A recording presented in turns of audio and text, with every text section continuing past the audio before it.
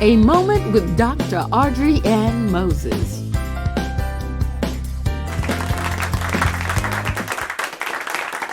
Hello, I am Dr. Audreyann Moses, and this is A Moment with Dr. Audreyann.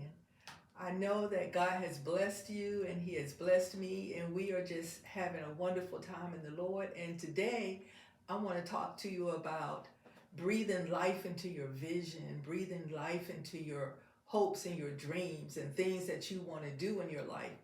So, as we go through this, write down your questions so that you can send a note and let us know what your questions are so we can answer your questions. So first of all, we're going to talk about how is it that you make your dreams into visions. So just think about it. Sometimes you're thinking about something that you enjoy doing. Say you enjoy flowers.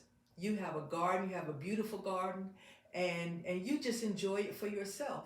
So one day you're thinking, I would really like to have a flower shop. That's a dream. So now you have to start putting things into practice so that you can learn how to make that dream into a reality. And that's what we're going to talk about. We're also going to talk about how sometimes we let so many other things in life get in the way that we don't even take care of ourselves. So let's talk about first, how do we get that dream into a reality? Spirituality is so important, and a lot of times we forget about it. If we look at the wheel, the life wheel has 8 spokes on it, and spirituality is the first one, and then it has work and education, exercise, and taking care of your family. All of these different things are on that spoke. The first thing we're going to talk about is how to allow your spirituality to be not only a blessing to you, but advantageous when it comes to you realizing your dream. When we look at how God put so many beautiful things on the earth, and like your flower garden, and so you are trying to decide, how am I going to make this into a flower shop?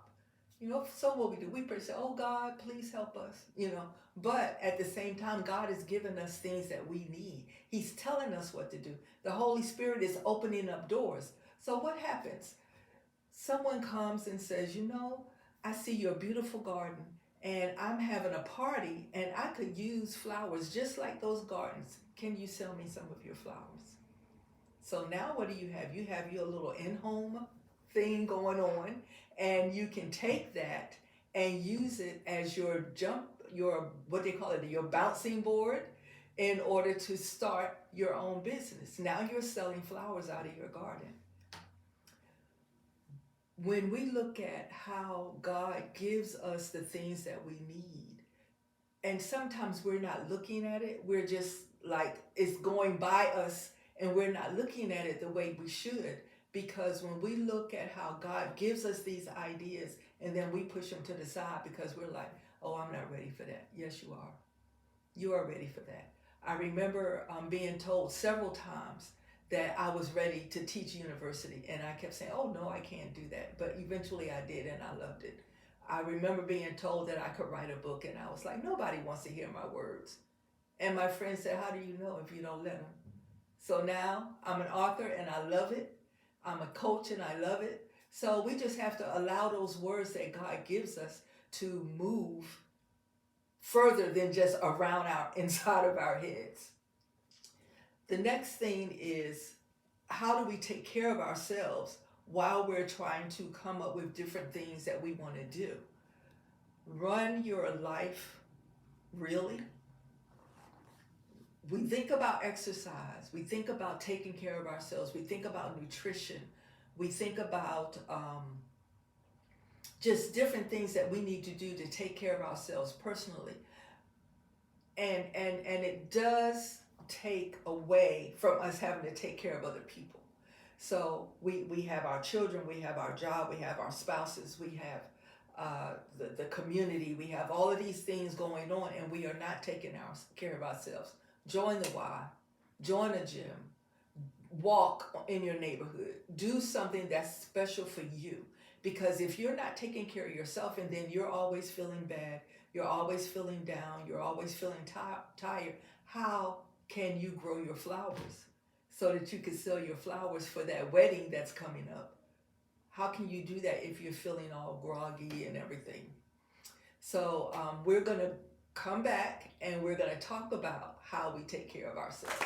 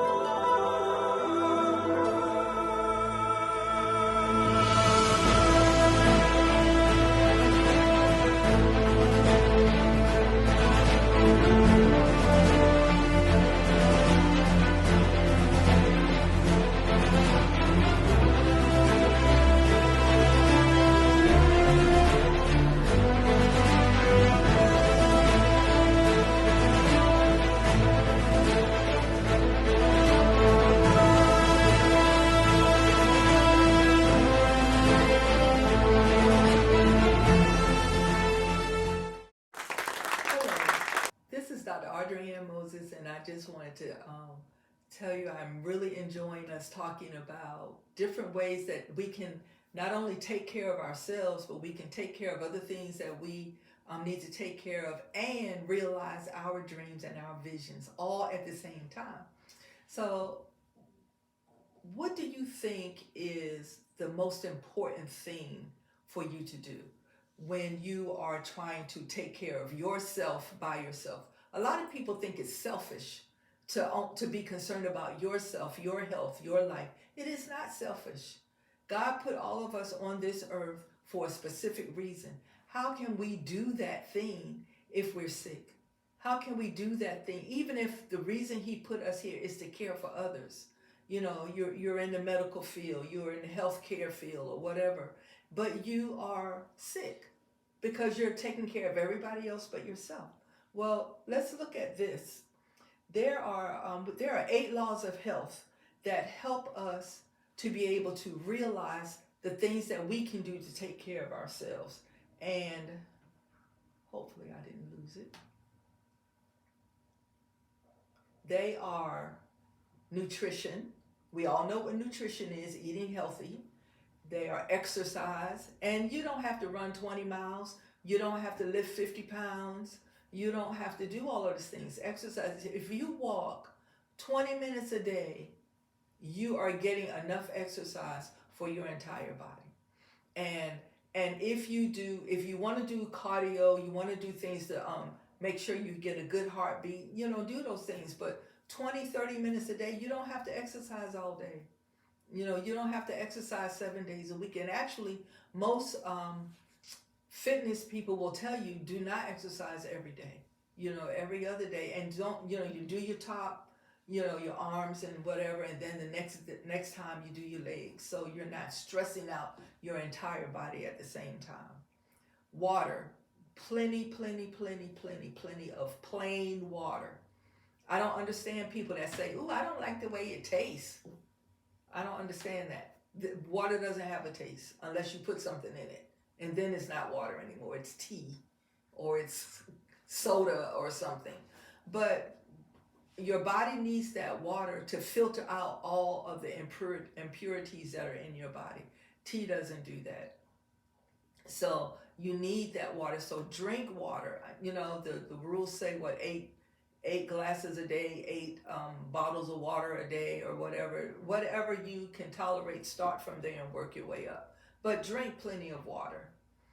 Sunshine. Now you all are looking at me, so you know I'm dark, and people my color don't like to go outside, which is horrible because the darker your skin, the more sunlight you need in order to get the ample amount of vitamin D that you need in your system. The lighter skin you are, the less time you need to spend outside because the sun is causing your skin to burn, which we all know that. The sun is causing your skin to burn, and that's where you get different disease, cancers and things from the sun. So, but read any research you want to read. Ask your doctor, he'll tell you, yeah, the darker your skin, the more sunlight you need so that you can get the amount of vitamin D that you need. And that way you don't have to take vitamin D capsules. You know, a lot of us are taking, especially in the wintertime, we take vitamin D so that our body can get that nutrient that it needs.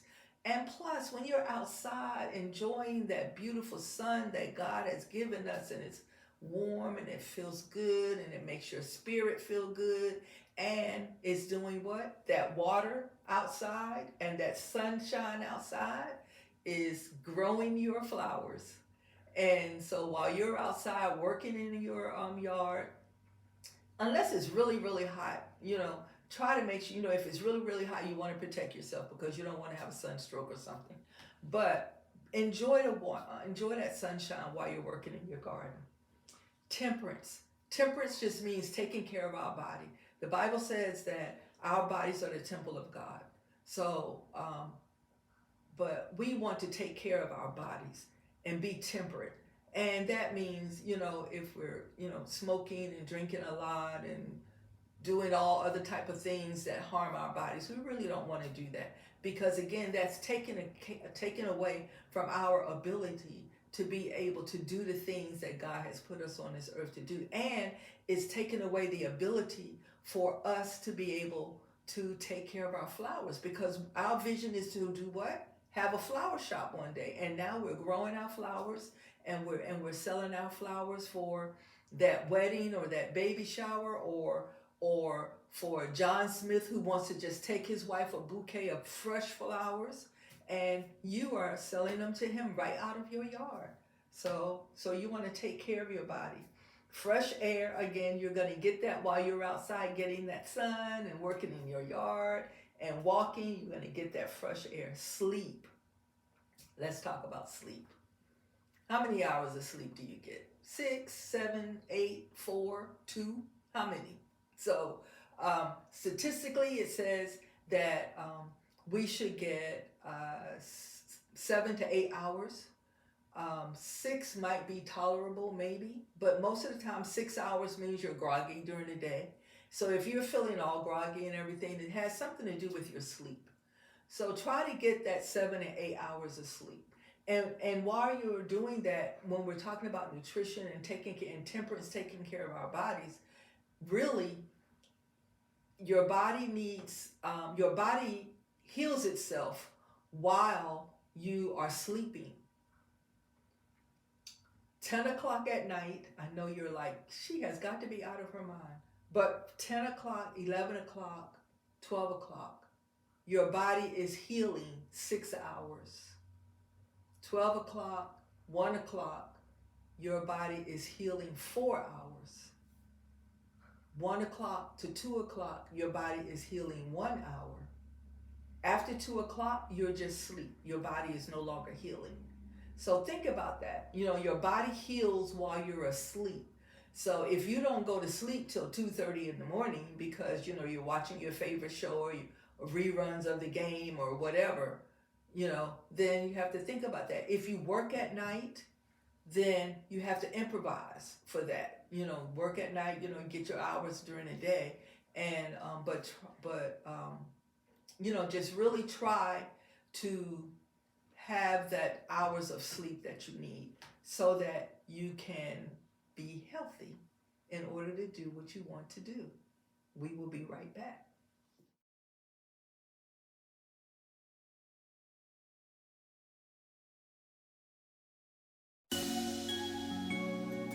I'm Mac Hardy. Come on down to McCormick Tire and Oil. We open Tuesday through Saturday from 7:30 to 5. And we specialize in oil, tires, and brakes, wheel bearings, CB axles. And but military discount is every day. And on Wednesday we have Senior Citizen Day. So come on down to McCormick Tire and Oil. We got everything you need. Thanks. Hello, welcome back.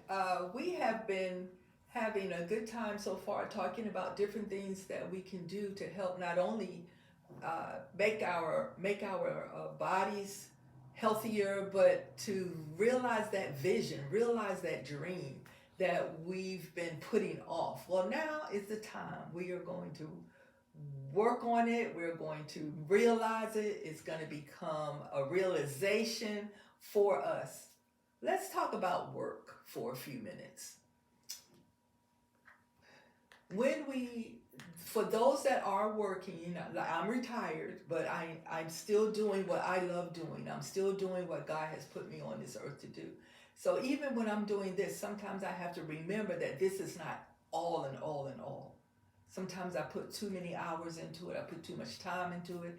And then I don't have time for the other things that I have to do or want to do or need to do, like sleep.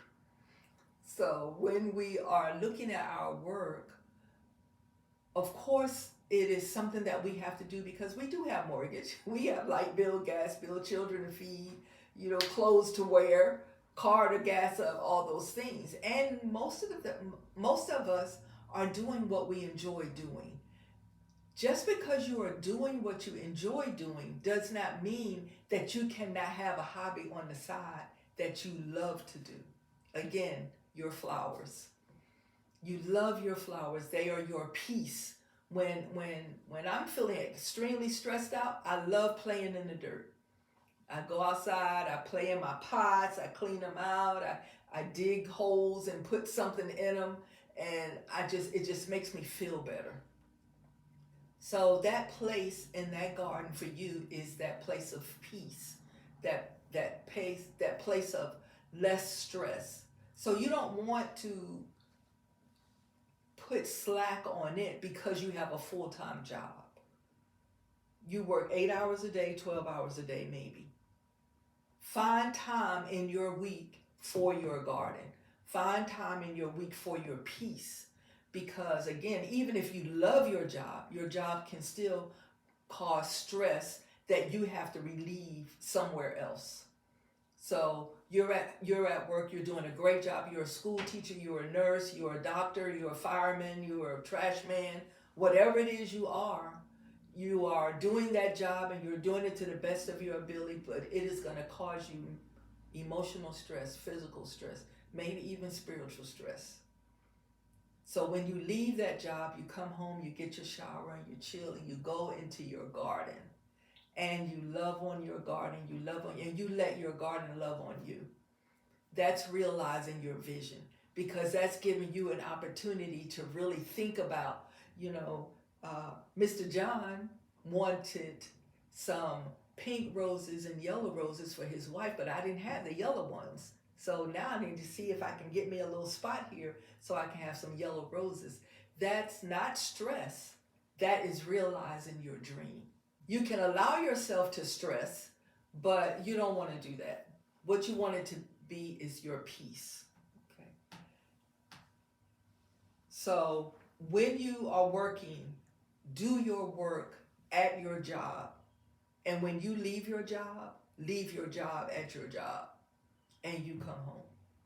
When you're at home, leave your home at home and don't take it to work with you because that causes extra. I just thought I'd throw that in. just for a little extra measure.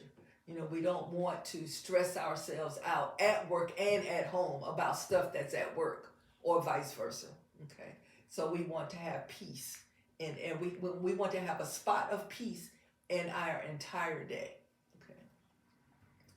The next thing I want to talk about is social life. Now, nowadays, when we hear social, the next word that comes after it is what? media, media. That is not social. Social media is animated. It's you go on Facebook and you see your 50,000 friends that you don't know. You just know them because they are on your page, and and I have a Facebook page and Instagram and whatever something else, but I don't, that is not where I get my social life from, because I like to reach out and touch people, and I like people to reach out and touch me. That's what social is. Social is being able to, you go to the library and you are with other people. Now, I'm an author and I like books. I like paper books. I'm learning how to do ebooks. I'm learning audiobooks, and they're all great. But it doesn't take the place of the real thing, which is a real book. Social media does not take the place of the real thing, which is a real person.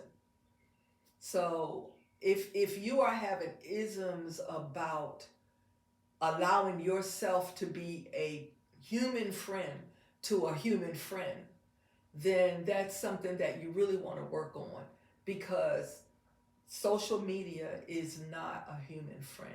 And God put us on this earth to collaborate with each other personally. Now, yes, of course, there was no such thing as internet or cell phones or all of that at creation. I understand that. But now, even though those things are there for certain reasons. They are not there to overcome and succumb your entire life. They are there just so that you can have that extra measure of being able to reach out, or being able to find information that you need on the computer, or being able to collaborate with people in other cities and other countries on certain things. It is not to take the place of human interaction. It's very important that we remember that, because if we do not have human interaction, then that causes anxiety, it causes stress, it causes depression, and depression causes suicide. So we have to make sure that we continue to have human interaction. Yes, we have it with our families, but you also want to have outside of family human interaction as well, and not rely only on your internet friends.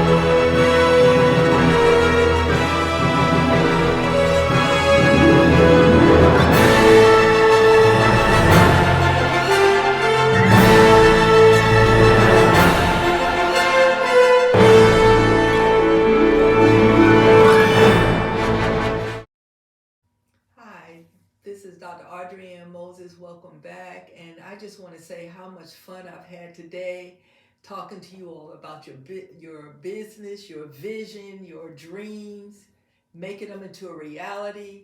And we just talked about